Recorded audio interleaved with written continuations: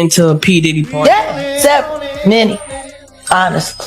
And so, can you take us through, like, what goes on, like, when you were there? Money and sex. Were you surprised that there were so many cameras in his houses? No. So let me ask you, when you hear that Cassie was told to hire male escorts to come and what they call freak-offs now. Yeah. Is that something normal that happens in Hollywood? Yeah. Freak-offs. Yeah. Everybody know that. I've been saying it. So why does Puffy, why now? Why? Because he's the acceptable monster at this time. Like R. Kelly was the last time I sat on this couch. So who's next? Y'all don't see the lineup? Jay-Z is setting Diddy up. Celebrities used to compete for invitations to Diddy's legendary white parties. These events were once the hottest tickets around, with stars dressed all in white, sipping champagne, and partying like there was no tomorrow. What if the entertainment industry is nothing but a cover for a worldwide sex ring? Now, many of those same stars are quietly stepping back. The reason? A growing number of lawsuits connected to what some call freak-offs, smaller private parties where women say they were drugged and forced to have sex with multiple people. While most agree the white parties themselves were free from that kind of abuse, a few women claim they were victimized even at those glamorous events. Right, I go to Diddy parties, which is where people like me step in.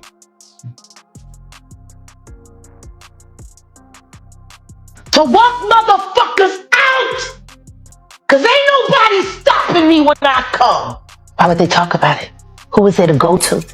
Who's gonna fucking help them? What HR department do you know of that works for any of these labels? Yeah. When have you ever heard of a sexual harassment suit being publicly acknowledged in the entertainment industry at all? Never. Not in entertainment. Tupac. I remember that one. He was the only one. Yeah. You saw how that turned out. Yeah. No, guilty. That's why they do it. To make you an example. To remind you what they're willing to do to keep things the way they want them. It's intimidation. Can't go to the authorities. They're all bought and paid for. You could try to get a special prosecutor, but they'll just pay somebody to reassign him to another case. As a grown man, he recalls what he saw at the party. Marijuana and people in swimwear were the main things that stuck with him. How did he end up there? His father, David Allen, was Diddy's photographer, taking pictures at Hampton's parties. Justin's mom, Maya, was also there, and said the party started family-friendly but soon got wild, with people using substances and young guests swimming and dressed lightly. They moved to another part of the house to shield him from what was happening. In later years, Diddy even set a curfew for kids, warning them the party would change once they got older. Houston lawyer Tony Busby says over 120 people have come forward with serious claims against Diddy, including very young individuals. When asked about uncomfortable moments, one person said Diddy acted in a way that made them uneasy. Since Diddy's arrest last September, things have unraveled, with many accusations surfacing, some as recent as 2024. Reporters asked Diddy's lawyers about connections to the white parties but received no response. Back in the day, Diddy was the king of parties, birthdays, award after-parties, charity events. He always found a reason to celebrate. But the white parties were legendary, attracting stars like Leonardo DiCaprio, Michael Jackson, Beyoncé, and Jay-Z. These events were full of glitz, excess champagne served in crystal glasses, flashy food presentations, and energetic dancers performing impressive acts. People lost themselves in the fun, jumping in pools and enjoying the moment, at least on the surface. Now, tapes of those parties are reportedly being sold on the dark web, revealing a much darker reality.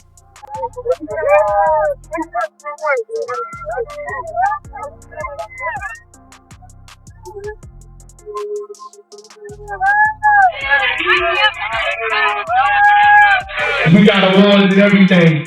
Rico Love's nominated for an award. The boy Fruity Rose is nominated. Fabulous is nominated for an award. Drake is nominated. Devon Stevens is nominated. Yeah. Polo the Don is nominated. Chris Brown is nominated. Jaguar also captured perfectly how difficult it was for people to leave these parties once they sensed something was wrong. LaToya Grayson, who says she believes that she was drugged and assaulted at one of Diddy's parties in 2006. And LaToya joins us live now. This is her first time speaking out since filing this lawsuit just today. We're also joined by her attorney, Ariel Mitchell. I appreciate both of you ladies being with us on a Friday night. LaToya, I want to start with you. Walk us through what happened. I know that your sibling won a contest to go to a Diddy party. You flew out to New York. What happened from there, LaToya? Well, pretty much everything that happened is in the lawsuit. So I would encourage any and everyone that would like to know the information to read it. Yeah, I understand. And we've looked at the lawsuit today. I just wanted to hear from you what happened. I mean, because I can imagine you guys won the tickets to go, which must have been pretty exciting. You were in Oklahoma, right? Yes, sir. And so you flew to New York. Was it with your sister? Yes, sir. And were you excited? I mean, what were you thinking it was going to be like? Fun, hanging out, the normal parties, getting to take some pictures with some celebrities. Yeah, I would imagine getting to go to a Diddy party. I mean, now we know that, you know, what was really going on allegedly, but I'd imagine at the time that would have been exciting to win that. Maybe you can explain what you are alleging in the lawsuit. So essentially, it's pretty easy facts. There was a nationwide contest that was promoted where you called in and won an all expenses trip paid to New York, which for anybody, a free trip to New York, even in today's time, will be a great value, a great trip. And then on top of that, the trip, you got to go to a P. Diddy party. So calling a radio station, I've called the radio station to win tickets, not a great prize like you would think she won back then.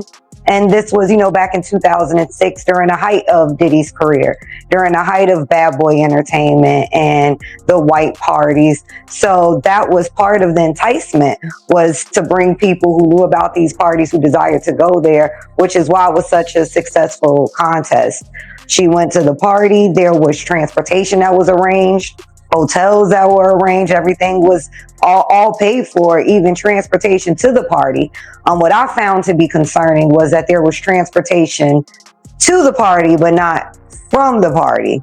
And then at the party, Ms. Grayson alleges that, as you see in the lawsuit, and I want to start encouraging people to go read these lawsuits instead of hearing these sound bites that they see in the news or on social media, because before you go and start to make an opinion, you should go read these lawsuits. They are there. They are free. They are public record. But essentially, she was drugged. She woke up and was in the hospital. Her next memory was being in the hospital. After finally returning back to the hotel, she had to leave shortly thereafter to go back to Oklahoma. And then the next day, she received a call from an unidentified woman telling her that she shouldn't pursue anything against Diddy because it would be a waste. Diddy had a strict rule that everyone had to wear white. He even made a guest take off his red sneakers to follow the dress code. He said it was to keep everyone on the same level, like a school uniform. But it also helped him stand out, especially as a black man hosting high-profile parties in the mostly white Hamptons. Jaguar Wright, who's been to Diddy's parties, revealed how things really went down. She didn't just show up to party, she went hoping to help people who might have been in danger. Wright didn't hold back when talking about Diddy's role in the music world, calling him a harmful influence for 30 years, and accusing powerful industry figures like Clive Davis and Lucian Grange of protecting him. She believes Diddy's rise is part of a larger system designed to exploit and control the culture. For his arrest, disgraced music mogul Sean Diddy Combs was famous for holding his annual 4th of July party in the Hamptons. All of the well-known partygoers wore white, and it wasn't exactly a family-friendly event. Now imagine you're a 6-year-old kid and you find yourself a guest there. Allison Hall has more. Can you believe this 6-year-old boy was once a guest at Diddy's infamous white party? The disgraced mogul has his arm draped around a young Justin Latowski back in 1999. Justin is now 31 and tells Inside Edition about taking that photo. He put his arm around me in an uncomfortable way, close to areas that you shouldn't as a grown man. He recalls what he saw at the party. So I remember marijuana, and topless women. That's the two main things that I remember. So, how'd he end up there? Well, his father, David Allen, was Diddy's photographer, snapping pictures of partygoers in the Hamptons. Justin's mom, Maya, was also there. She says the party was family-friendly at first, but then turned raunchy. People were getting high. There were girls swimming topless, young-looking girls that were, not dressed. We moved to another part of the house so that he wouldn't be exposed to what was going on. In later years, Diddy implemented a curfew for children. The kids have like an hour left. So get extra comfortable, but this thing turns into something that when y'all get older, y'all don't want to come to. I think he's a monster. This week, Houston-based lawyer Tony Busby says more than 120 people are coming forward with claims Diddy sexually abused them. Our youngest victim at the time of the occurrence was 9 years old. We have an individual who was 14 years old. We have one who was 15. Did Diddy assault you in any way? When you say assault, I don't know the exact definition, but he put his arm around me in an... Interestingly, Lucian Grange's name was removed from all lawsuits shortly after the case against Diddy was filed. Many believe the CEO used his influence and connections to distance himself from the controversy. First time I saw it was in a music studio. Damn. Like every other industry porn. First time I saw Paris Hilton's tape, A Night in Paris, was in the studio. The first time I saw Mary J. Blige being gang raped on camera at Death Row after hours was in the studio. Why would all of this illicit be in a place where music is supposed to be being created, energy, why would all of that be happening? Why would these things be hitting there before they make it out there to the world? If it wasn't working hand in hand to begin with. Now, there's a viral video going around where Snoop Dogg and Dr. Dre are sitting there and they were on TRL. Mm-hmm. And Dr. Dre's like, hey. I don't know why ain't nobody talking about when Carson Daly went to them Diddy parties. Because Carson Daly did go to them Diddy parties. Oh. No different than Ashton Kutcher. Damn. Okay. No different than Hype Williams. Why don't nobody want to talk about Hype Williams? Usually if I send a shout out to somebody, people start really kicking things up. But it's almost as if Hype is like living under some wheat germ grass or some under Russell Simmons' ass in Bali. Is it time to put Hype Williams on a milk cart? Melissa Ford just did an interview talking about how Hype Williams brought her out. Now, mind you, she's a video vixen, and it seems like the girls that used to be part of the music videos have stories to tell. They should. And they're all sex workers. Yeah. And if they weren't, they felt like it when they went home.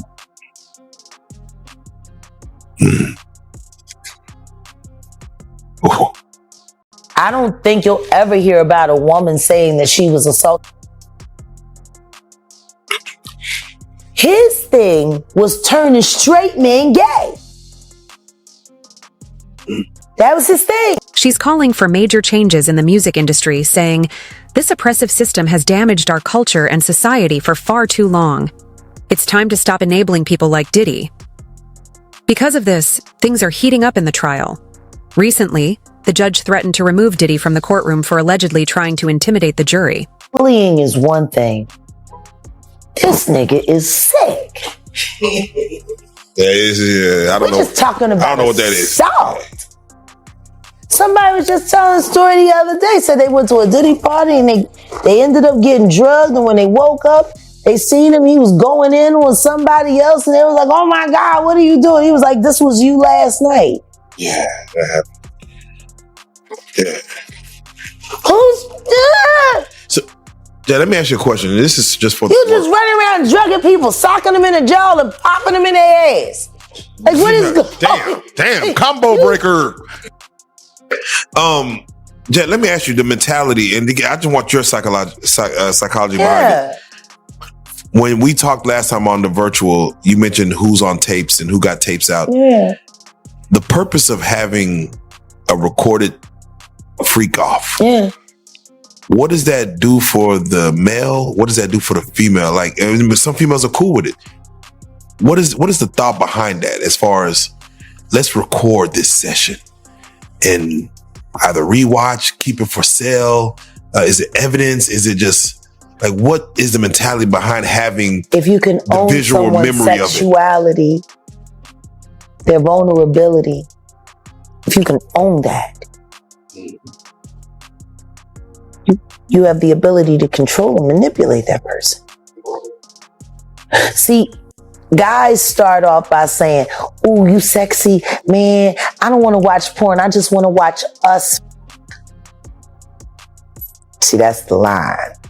That's the line. Would you rather me be watching us than watching a bunch of other? See, the finesse, that fluff. You so sexy. Do you really want me watching anybody else but you? I could look at you all day. Vanity. See? Make her feel special. Make her feel like she's the only, ooh, the object. Meanwhile, this nigga is sitting here thinking, so her daddy works at Sony and I need such and such's contract ended.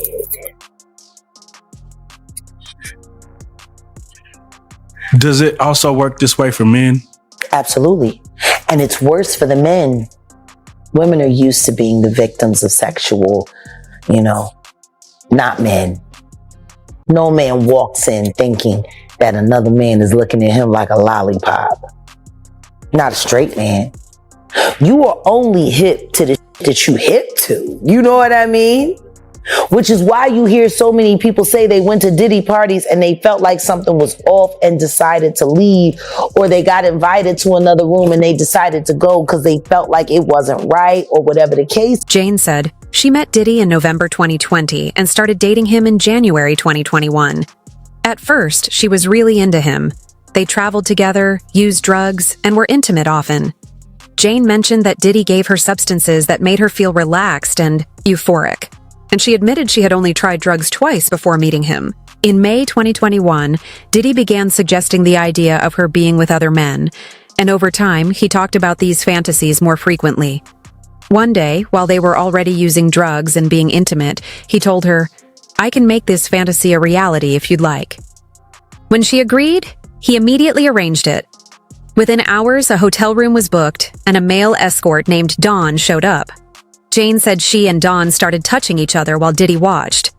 Afterward, Jane said the first experience felt exhilarating and taboo, but she didn't realize it would become the norm. From then on, she said that 90% of the time she was with Diddy, another man was involved. She described that night as opening a Pandora's box in their relationship and setting the tone moving forward. This aligns with what others, like Gan Deal, have spoken about regarding Diddy's behavior. Want to come up missing and dead? Who did it? Tell us. Can't tell you who done it. I can tell you who wanted it. And it will most definitely be Clive Davis. So you think Clive is looking for me? Oh, I know he's looking for me. I know he's worried about me. And he should be. Why? He should be very worried about me. Why? Because I know things about him he don't want nobody to know. I know things he's done. And it's hurt people that I love. Like what?